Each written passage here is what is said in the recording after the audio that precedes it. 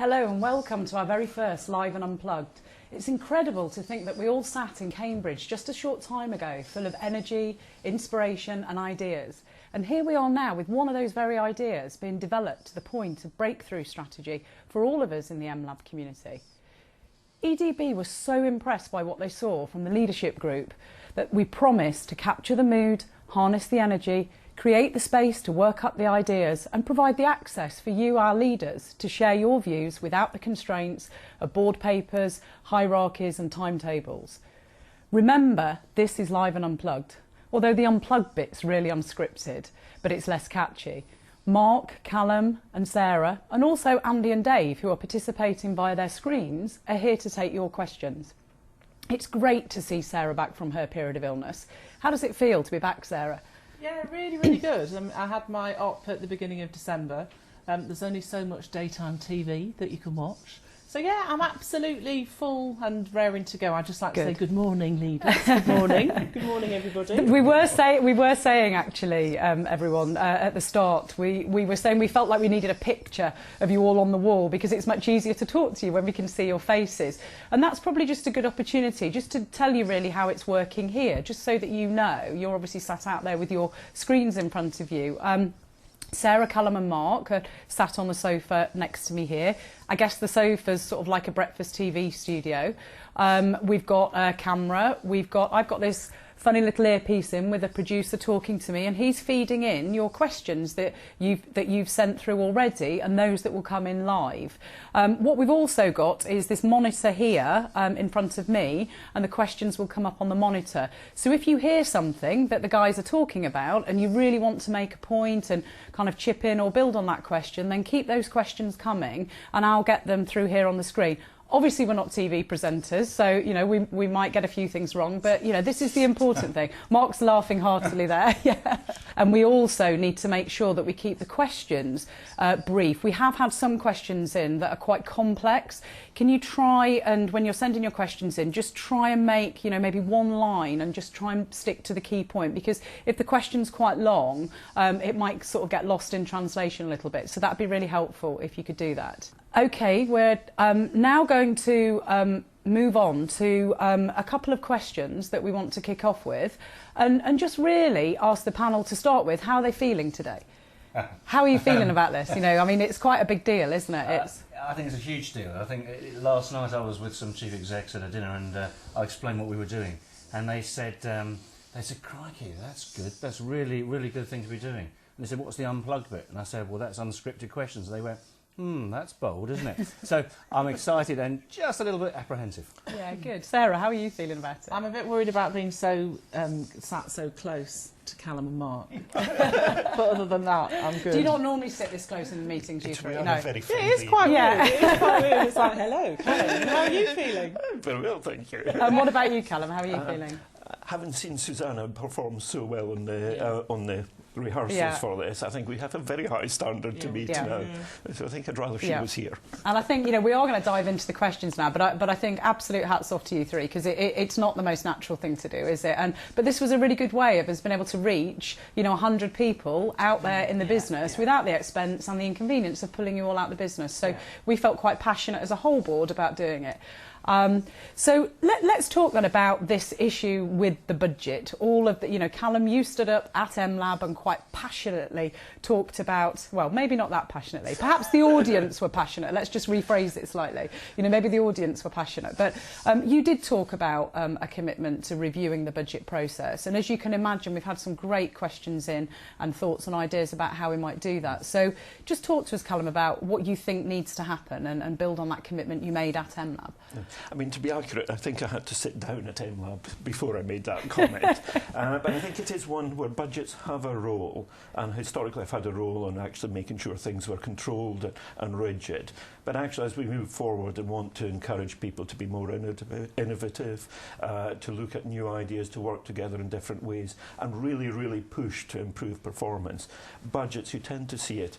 People will ask, what was in the budget, what wasn't in the budget when they're making a decision, rather than what's the right thing to do, what adds most value. So it's moving it along like that so that we can see something really strong. There is kind of two schools of thought around budgeting. There's the mathematical kind of budgeting model that goes XXX, and then there's the school of thought around people being involved in it. And I think most organisations would say they do both, but actually they don't. They do the financial modelling. No. So I think that whole thing, about people actually taking some accountability and being involved in the process is certainly what we should aspire to, I think. I think that's right. And I think that you need to put that with the whole context of the environment we're operating in. So why is it so important at the moment? I think everyone understands the external environment is constantly changing and challenging. And the big impact that's coming at us is the financial one, isn't it? It's coming at us as an organisation, as with other housing associations, and it's coming at our customers. We've got things like welfare benefit reform, we've got local authority cuts in spend, we've got the availability and cost of finance, we've got the fact there's very little grant available for development, the regulatory change, the list goes on. And I think what we've got to do is make every pound work harder. So all of that stuff you're talking about, absolutely right. Smart, financially aware, and we've got to be leading edge in the sector with our financial skills, knowledge and management. But you know what I think is really cool about this thinking is under those circumstances you could go more rigid, you could kind of go more right 10% off here, 10% off there, and actually with the input from our leadership community, we're kind of going, do you know what, let's do something different. And that is the conventional approach, is to say, right, we'll knock 10% off everything or 15% off. And in reality, yes, in the short term you get that saving, but then it always creeps back because you've not actually addressed the real issues of what drives the cost. Where do you need to improve processes? Where can you change things? And most people really know what needs to be done on things. It's actually converting that into doing it and giving them the power, the responsibility and the authority to actually do it. I have a great sort of thing that I go on about in the people team. I always say pretend it's your money, you know, when you're making a spending decision, you know, you like that pair of boots, but can you afford it? So if we're engaging a consultant to work in the organisation, actually we're going to get good value, and can we afford it? And Sarah, just to come in on that point there, one of the questions that we did have in, we went out around the business to try and do some vox pops, and we asked that very question of people. If it was your business and you were running it, how would you run it and what would you do? And people really struggled to answer that. Either they didn't feel comfortable answering it, or we didn't get very kind of clear answers. Why do you think that is? I mean, you're responsible for leading cultural change through transformation. I mean, what do you think we need to do? I mean, my sense is that there is a disconnect in the budgeting process between ownership of what we spend and the revenue. I think that there's a real kind of there's, you know, that if we talk about the culture, everybody knows how to get away with budgets and the games that you play and spend it, you lose it, and all that jazz. And I think for me, it's this whole cultural change. We're asking our leaders to really engage and really take accountability for it. Walk the talk. By your own leadership behaviour, actually set a great example. So some really simple things, I think, that we all the leaders and we all need to lead from the front, really. And it can be on quite small things of actually when someone leaves, there's a vacancy there.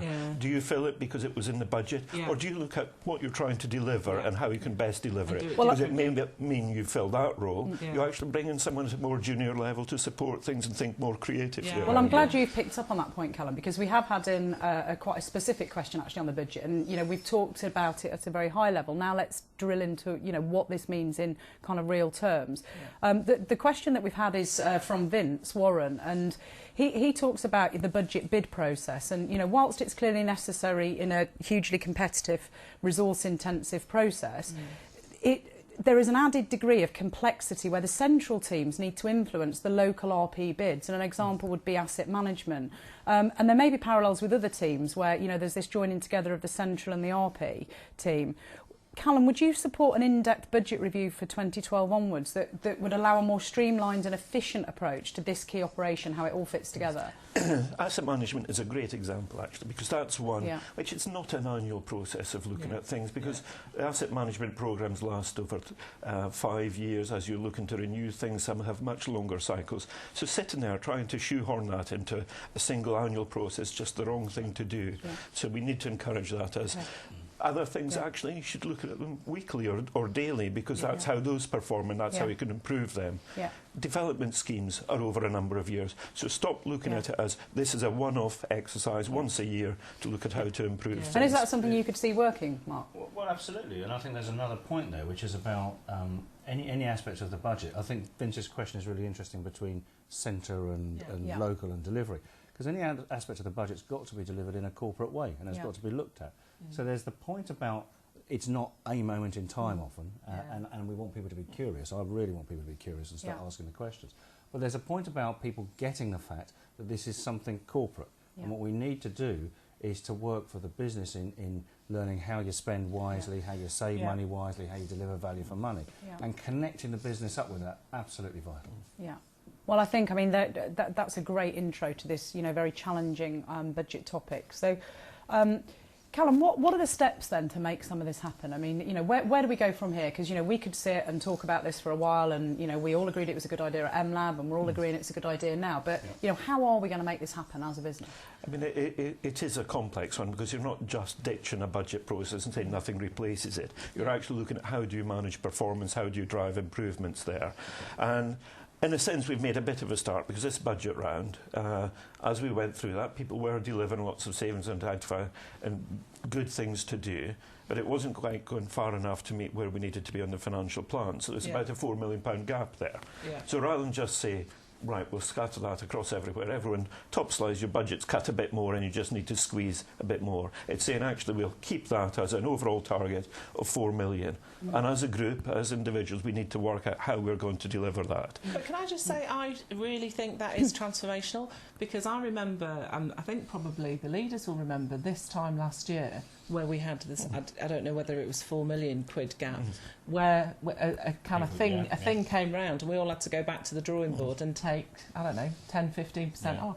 I think that is transformational for us to take that view. Isn't that the opportunity we've got here? Yeah, I think so. It's to take, and I go back to the curious, but if people are curious and want to work in a different way here, we have the opportunity, and then you're going to get maximum value to the business, because that 5-10% cut bit may, as you said, it works short term, but it's not going to be the best for the business. We know that. And it's interesting, because then with that 4 million, because finance directors don't normally like to trust people. If it's not in their budget that they individually need to achieve those cuts, then there's not that belief people will do it. It is a bold one, and saying we've got a pot there, we need to collectively find it. I mean, I've got Catherine and Sasha having a think about how we can do something with the current performance management system, because the reality is that what gets measured gets done. So we're having a look at how we can build something into next year's performance management process to reward that behaviour. Because if we're asking people to behave differently, then we need to give those organisational signs. I mean, that plays to a point, actually, that Francesco raised on one of his questions from the transformation team. You know, what he's saying is, you know, wouldn't it, instead of doing this traditional, predictable approach, I mean, how can we make it fun and original, and how can we get people involved in it? I mean, have you guys got any thoughts on that? Come on, Mr. Fun over there. Mr. Fun over there in the corner, I was kind of, and I mean, I was just thinking about it while you guys were chatting, actually. I wonder whether we should do some kind of mini lab on it. You know, we've been doing these little mini ones. We did one for repairs and maintenance. We did one for culture. They've actually worked really well, because the people that are right at the front line of whatever it is have some great ideas. So I'm just wondering whether, because I've got a couple of people going off having a think about it, but I don't know, maybe people can, I don't know, is it called Twitter in or something, but so people can kind of say what, I think maybe getting a collection of people together to get some ideas going about it, because I would love to do something really different next year. I'd love to do it. Well, you know, Sarah, just to chip in there with Tabitha Forbes raised an interesting question around, you know, are there any plans to have a profit sharing scheme that's linked to staff performance and really incentivise people's personal accountability? I mean, is that the kind of thing we could look at? I think it's a great idea, and actually, this is not, well, you know, this is not made up. We were sat a couple of weeks ago sat having a real live and unplugged discussion where we were talking about Mark's been out looking at some really successful organisations and how they do things. And one of the things is this kind of incentive scheme where we all have a share, like a John Lewis partnership model. So, to be accurate in the answer, the current reward pilot we're doing doesn't have any of those incentives in, but I think it's a great idea and I think it's something that we should think about.